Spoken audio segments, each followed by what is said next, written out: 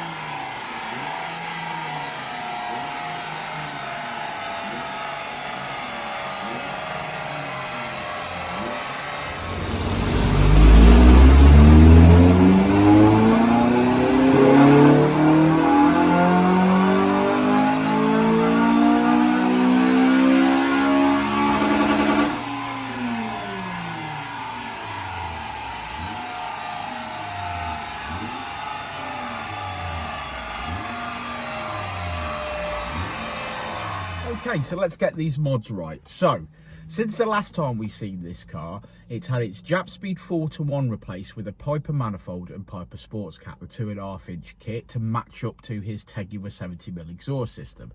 Great stuff. And then Richard this morning has fitted the CPL Big bore, which has replaced the Tegiwa induction kit. So we were expecting to make some power peak. Yeah, I think the price you pay for the sports cat is that little lull that we've now got in the mid-range. So we lost a little bit in the mid-range, which we can't get rid of, and that's flow, basically, is the answer there. We can't get rid of those. So you lose a little dip there, and then we've made power at the top end, because obviously we've got a slightly better induction kit, and it's obviously flowing at the top end. So it's sort of like, you know, it's balanced out, really. In all intents and purposes, the car's probably the same. Yeah. But you've just lost that little bit in the mid-range, but then you've gained at the top end. It's the sort of price you pay for the sports cat, I'm afraid. Yeah, I mean, okay, this car is now completely road legal, which is great, and that's a positive, because MOT time is a pain in the arse, isn't it? Let's be honest. The sort of answer to that is to going up to Piper's 3-inch system, because they do a 3-inch manifold, 3-inch sports cat, and then 3-inch exhaust. Available on the website. And that would get rid of that. But I understand that then it's got to chuck an exhaust system in the bin, which it's got, to basically make, say, like 3 or 4 brake horsepower in the mid-range to get that back. So I could understand why that's not going to happen, but you know, in reality, that's what you're There's a set of variables, and you know, if you were starting from scratch, and you were choosing the parts, then you might spec it that way. You might spec it that way. But this one is just progression, still moving forward. Again, it's lovely to see the customer again and get a map tweak on here. And I've enjoyed myself this morning. Have you enjoyed yourself, Richard? Yeah, for sure. Fantastic. Should we have a look at that graph? Let's look at the graph.